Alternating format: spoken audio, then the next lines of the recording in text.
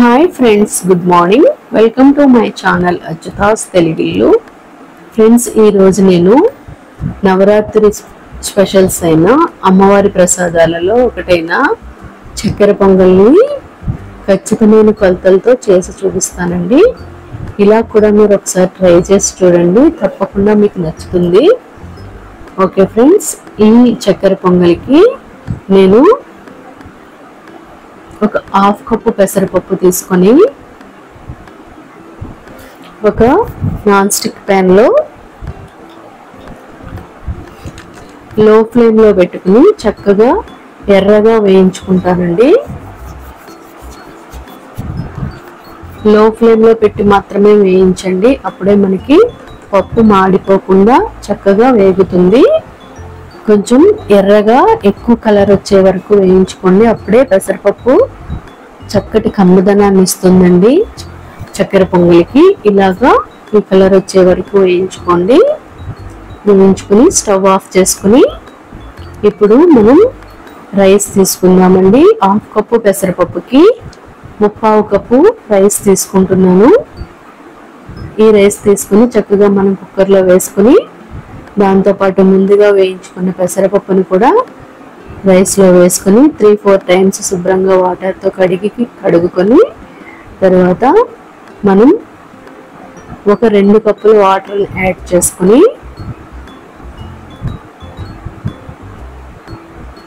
కుక్కర్లో 3 విజిల్స్ వచ్చే వరకు ఉడికించుకుందామండి. మనం 2 కప్స్ వాటర్ వేసాం కాబట్టి మనకి చక్కగా రైసు పలుకుగా వస్తుందండి. మెత్తగా అయిపోకూడదు, రైసు మెత్తగా అవ్వకుండా జాగ్రత్త పడండి. ఓకే ఫ్రెండ్స్, నేను పంచదార 1/4 కప్పు అలాగే బెల్లం 1/2 కప్పు తీసుకుని ఒక బాణలిలో కొద్దిగా ఒక 1/4 కప్పు వాటర్ పోసి స్టవ్ మీద లో ఫ్లేమ్లో పెట్టుకుని గులాబ్ జామ్ పాకం కన్నా కొంచెం ఎక్కువ పాకం వచ్చేలాగా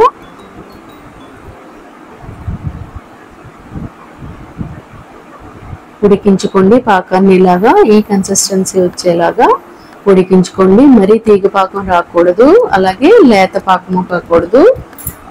ఇలాగా మనకి గులాబ్ జామ్ పాకం కన్నా కొంచెం ఎక్కువ పాకం వచ్చిన తర్వాత స్టవ్ ఆఫ్ చేసి స్ట్రైనర్లో మనం ముందుగా ఉడికించి పెట్టుకున్న రైస్లో స్ట్రైనర్తో వడకట్టుకుని పాకం మొత్తం వేసుకొని లో ఫ్లేమ్లో పెట్టుకుని అన్నానికి పట్టేలాగా చక్కగా ఉడికించుకోండి.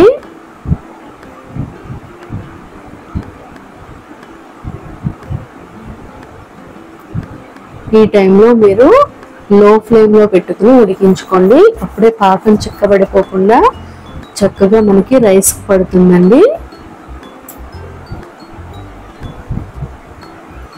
ఈ లోపుగా మనం వేరే బర్నర్ మీద ఒక నాన్ స్టిక్ ప్యాన్ పెట్టుకుని దాంట్లో ఒక 5-6 టీ స్పూన్స్ నెయ్యి వేసుకొని దాంట్లో ముందుగా మనం కట్ చేసి పెట్టుకున్న కొబ్బరి ముక్కలను దోరగా వేయించుకుందామండి.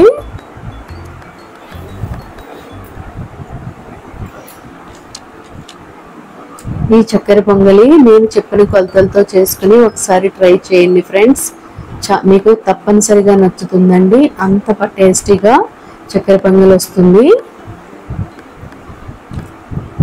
ఇదిగోండి, ఇలాగా లేత బ్రౌన్ కలర్ వచ్చే వరకు వేయించుకుని తర్వాత దీనిలోనే జీడిపప్పు అలాగే కిస్మిస్ కూడా వేసుకుని చక్కగా వేయించుకొని అవి కూడా మంచి కలర్ వచ్చే వరకు వేయించుకొని మనం వీటిని తీసుకుని వెళ్ళి ముందుగా మనం ఉడికించుకుంటున్న రైస్లో యాడ్ చేసుకోవాలండి.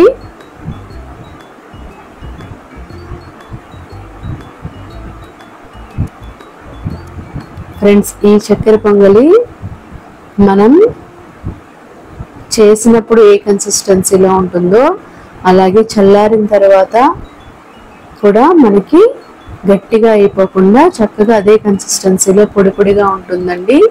ఇదిగోండి, జీడిపప్పుని కొబ్బరి ముక్కలను తీసుకొచ్చి మనం ఈ రైస్లో వేసుకుని ఈ టైంలోనే కావాలంటే ఇంకా కొంచెం నెయ్యి వేసుకుని చక్కగా కలుపుకోండి. ఈ చక్కెర పొంగలికి రైస్ మెత్తపడకూడదండి. మెత్తపడితే మనం ఎంత నెయ్యి వేసినా కూడా పీల్చేసుకుని గడ్డలాగా అయిపోతుందండి చల్లారిన తర్వాత. అలా కాకుండా ఇలా పొడి పొడిగా ఉండాలంటే మటుకు తప్పనిసరిగా రైస్ కొంచెం పలుపుగానే వండుకోవాలి. ఇలాగా లో ఫ్లేమ్లో పెట్టుకుని ఉడికించుకుంటూ మధ్యలో మనం దీంట్లో కొద్దిగా యాలక పొడి వేసుకుని కలుపుకుందామండి.